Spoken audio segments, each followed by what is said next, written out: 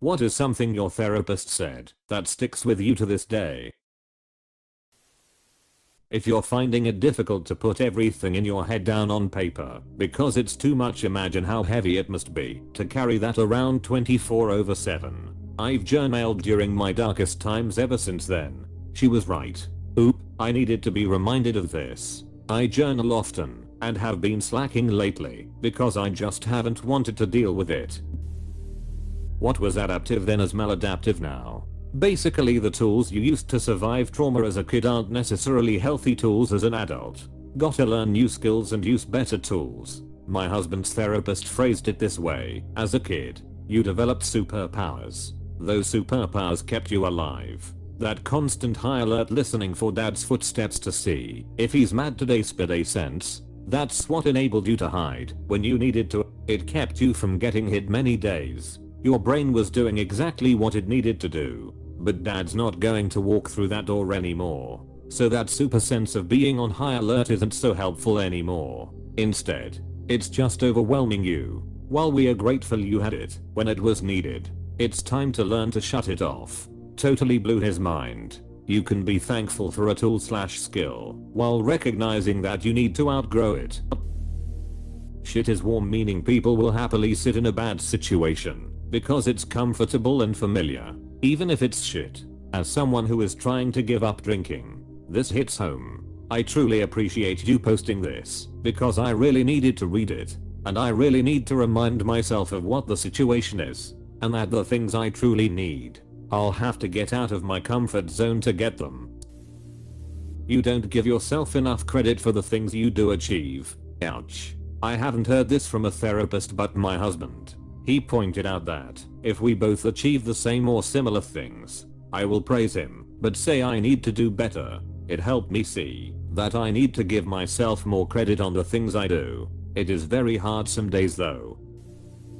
That anything you tell other people is a choice. You don't have to explain yourself or feel like you have to tell anyone anything.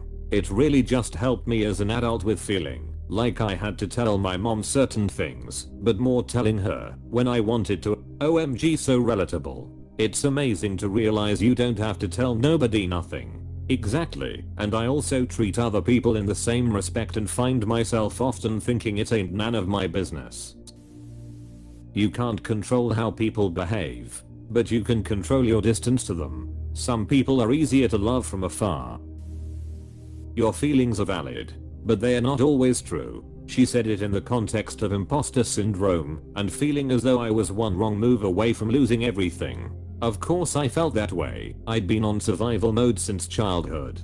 Reality was, however, I was doing great in my job, had a fiance/husband who loved me, and friends who actually cared about my well-being as much as I cared about them. I wasn't about to lose anything in that context. I found this also applies to other, nastier thoughts and feelings I have about myself. The feeling that I'm not good enough or worthy of love is a valid feeling. It is 100% untrue. I still feel it sometimes, but now I have the tools and coping skills to recognize that it is okay to feel that way. Even if it's not true, your feelings are always valid, even if they don't stem from a place of truth. Realizing that has been a huge part of processing those feelings and healing from my childhood trauma. This was really good to read, and I'm so glad you're in this place now. If you don't mind me asking, what sorts of tools and coping skills have helped you the most? Don't believe everything you think. This mainly addresses stories we tell ourselves about the world, ourselves, and our worth. Close bracket. Yeah. My therapist asks me if my fear is based in reality. She great at calling me out.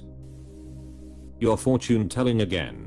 Whenever my anxiety starts to spiral and I go on talking about everyone else's thoughts and motivations that I'm assuming. Now I hear her voice saying this sentence and it reins me back in. Reminds me that I'm doing a lot of mind reading, lol. I love this, and I'm going to start using this. I spiral into assumptions about other people's motives and feelings quite often. Me too. My biggest downfall. I love this.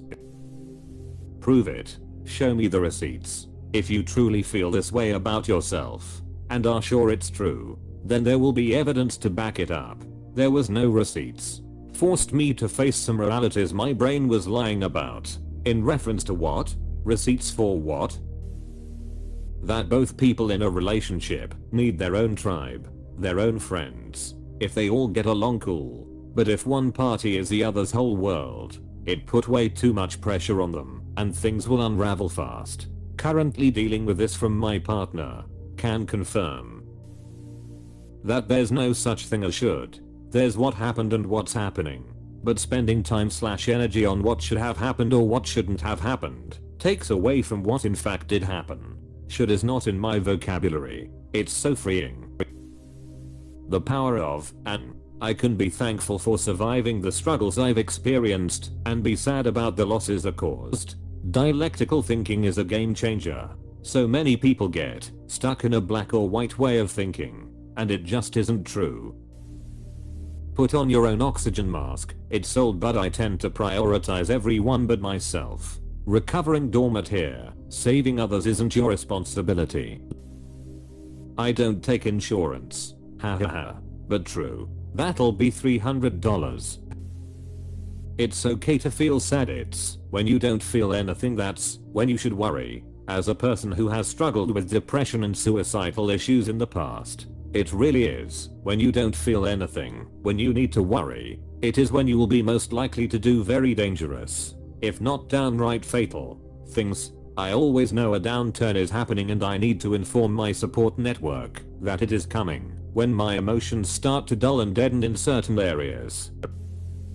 You don't give yourself the same grace that you give others. You should be kinder to yourself. Sometimes when you set boundaries for yourself, you almost need to draw a line and then sit there with a shotgun to make sure no one crosses them. But once people learn you're not going to allow anyone to cross your boundaries, they will adjust and stop trying to sneak past them. Everything that you do is to please someone else. You've got to do things for yourself to avoid burnout. She doesn't have too many one-liners, but the way that she guides me into getting to the root of why something is bothering me, or why my thought process is the way that it is, and ways to change patterns slowly so that it doesn't feel overwhelming, blows my mind after every session. She guides and leads the conversation so that I'm able to really get to the root of issues, and then encourages me to communicate my needs better. I especially like the advice: if you set boundaries, prepare yourself, as it's gonna be hard and you need a gun, haha. Exclamation mark. But yeah, that's where I'm at in my life. It's easy to say, but hard to do. Thank you XX. When you were a child, you were crying out to be taken care of, and nobody did it. That child is still there, but now there is an adult taking care of her. That adult is you. Also didn't work harder than another person to solve their problems. Still working on this one. There is no closure with a narcissist. There never will be. True. But oh fuck, how I wish there would be. About me not accepting my postpartum belly: you hate your belly because you grew up seeing your mother hate her own belly. If not for yourself, learn to love your body so that your daughter does not grow up hating hers. Oh, wow. This.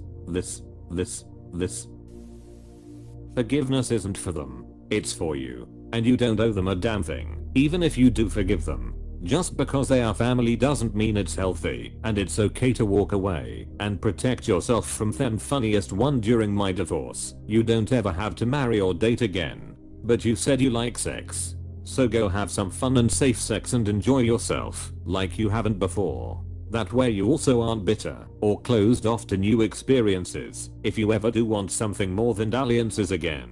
God, I love my therapist. I got this from Reddit actually, and it is: don't set yourself on fire trying to keep someone else warm. Apostrophe.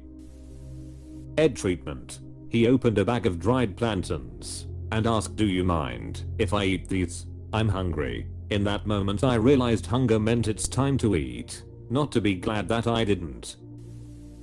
Yard by yard life is hard. Inch by inch life's a cinch. Comparison is the thief of joy. Everyone is the hero of their own story. You teach people how to treat you. The best predictor of future behavior is past behavior. When someone tells you who they are, believe them. When someone tells you who they are, believe them. This one has always been so valuable to me in my relationships with anyone.